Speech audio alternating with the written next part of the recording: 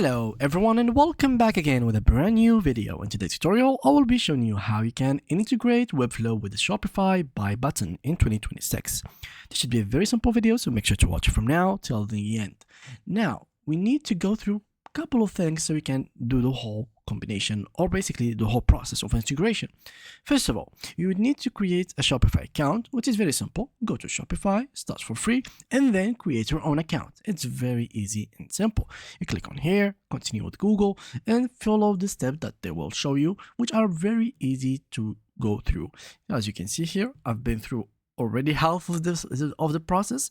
So now all that I have to do is to either put a credit card or a PayPal account, just so we can actually have the free trial. Of course, you can use it for free trial, or you can pay the $1 and have like the full subscription, which is very good, or you can simply skip it. It's very good. So now click on next, then next, and then I'll do this later, and there you go. You are ready to go, and your site has been correctly and successfully created.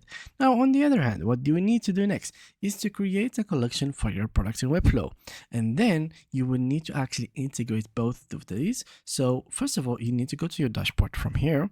I'm going to show you exactly, and then go to overview, and what I'm going to do is to view dashboard and marketplace app, and then let's try to search for Shopify.